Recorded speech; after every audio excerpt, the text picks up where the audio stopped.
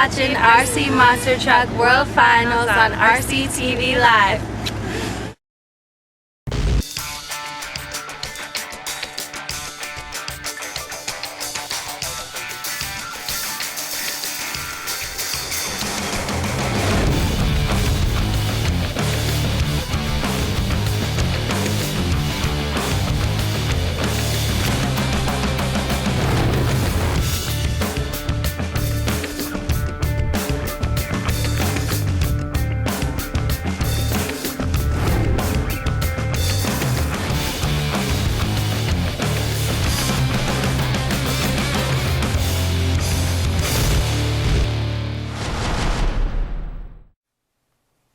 Hi, I'm Jeff Maturo. Welcome to RCTV Live. A small but growing segment of our hobby is oval racing. From backyard dirt tracks to the Super Bowl of oval racing, the Snowbird Nationals, guys just like to go fast and turn left. The dual SK Pan car from KSKTS makes it easy and affordable to get started in open wheel racing. Here is the dual. There is a relatively new class of oval cars hitting the track today. The SK car is open wheel racing at its best. I had an opportunity to talk to KSKT's former owner Ken Kurtula at the Snowbirds in 2008. Here is what he had to say. There's a new exhibition class here at the Snowbirds. What is it? It's called the SK class. It mainly originated up from Northeast Connecticut area. And we run them weekly. Places like K&N, Stafford, or Turn 4 rather now. Flat tracks. There's all different types of classes. We run 4-cell, stock, 17.5 brushless, 13.5 brushless. Were you looking, the whole reason, the whole purpose of this class is cost control, isn't it? And spec racing? Absolutely. You know, the basic kit goes for about $235, and it comes with everything you need. Body. The only thing you need is tires and electronics, and you're ready to rock. It's more of an entry-level class. It gets you acclimated to the car, where you can go and if you want to go into pan cars, you can, have that kind of tunability as well. But nothing like open wheel racing, and it's a lot of fun. I know it was a crowd favorite out here today at the Snowbirds. Good luck with it. Thank you.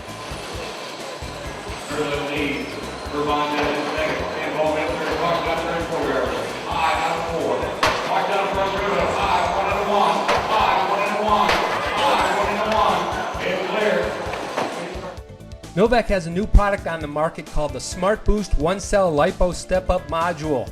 It's the perfect fit for the S&K class, and we're going to have it on later in the program.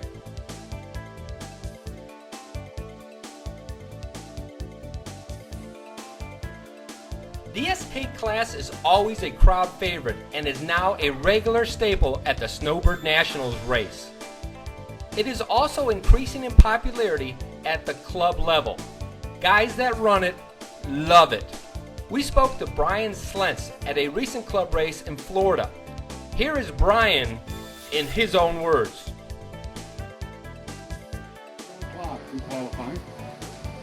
Brian, how you like the SK? Love it, man. I'm ready to sell all my other stuff. Just get a fleet of SK cars. It's the greatest car I ever had. Busy Santiago, you sponsoring Mike Bean's car this weekend? Get the clock started. And everyone's on the clock, working away. 3 and 4. Straight lining it down the back straight. We've got Mike Bean jumps out there with a lead. Santiago showing that second spot with a 5-6 and still holding a 5-1. Right now. Santiago 5-6, Brian Slentz at 5-6, Dave Van Talk with 5-5. Mike, good run. What do you think of the SK cars? Oh, they're fantastic. They're a lot of fun, a lot of fun. Open wheel. The car is sold as a conversion kit and consists of a graphite top and bottom plate, graphite chassis, and center shock mount with the shock rod, fuel tubing, and a screw set. You supply everything else.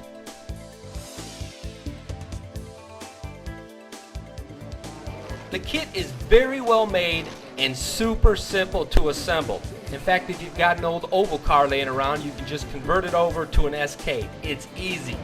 So what does Kenny Holmes of Snowbird fame think of the SK class? for the secret space. Look at the body post and everything else screwed down on it. You're ready to go. Tell us about these SK cars a little bit. SK cars, 4-cell, single cell LiPo, 13.5s in them right now. They're great little cars run. Open wheel modified. Best way to go. Love the open wheel cars. Just a little bit larger than 12 scale. It's a lot of action out there with those guys. Can't run wheel to wheel unless you know how to drive. You know, it's like the old sprint car days. You get too tight in there, and all of a sudden the car's gonna go thump, thump, thump down the straightaway. So you guys have a lot of fun with this car. It's a good starter car to get involved in. Great racing going to go on with this here all weekend long. A lot of guys came over from the Daytona area trying to put the challenge on Brian Slentz, our current track record holder in SK. So Slentz going to give him a whole bunch of running out there and see if he can't run these guys down out of Daytona Beach area. So glad these guys showed up today. The dual conversion kit has a street price of around $100 to $135. That's a great value and a ton of fun. Stay tuned. After the break, I will show you how to maintain your oil-filled shocks.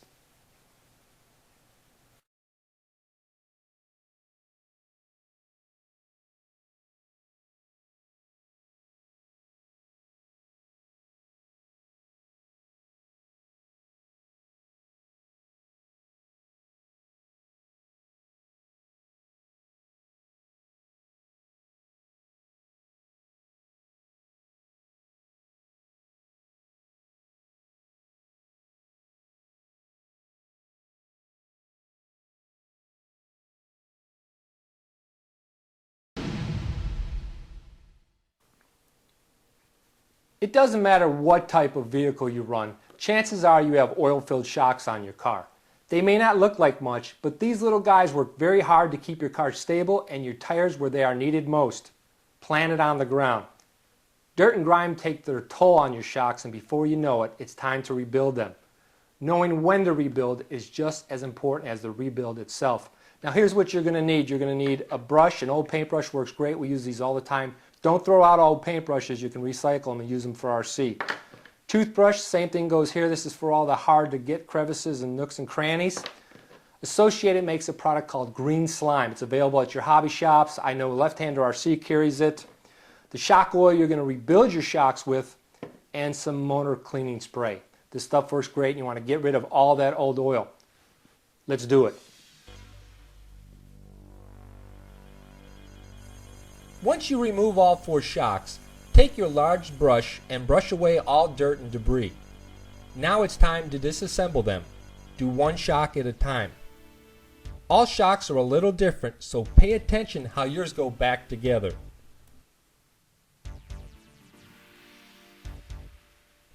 Take everything off the shock. Unscrew the top cap or bottom depending on the type you have. Empty out the old oil. If your oil is dark, you are way overdue for a rebuild. Now it's time to remove the ball cup from the shock shaft. Be very careful not to scratch it. I use the flat, smooth part of my needle nose pliers. You can also use plastic to place in between the shaft and the pliers.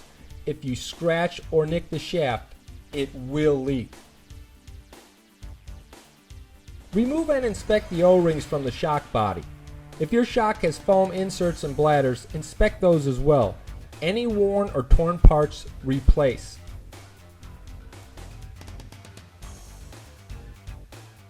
When you're completely done with this assembly, you'll have just your shock body in your hand with nothing else. Once the shock is completely disassembled, spray liberally with motor cleaner. Make sure you do this in a well-ventilated area and wear safety glasses.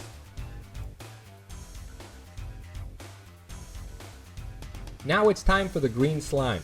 Coat the inside and outside diameter of the O-rings with the green slime. With my shocks, I place the slime inside the area where both O-rings rest, right inside the shock body. Carefully place the O-rings where they go. Now it's time to actually seat the rings. Take your time, it can be a little tricky, but it's well worth the wait.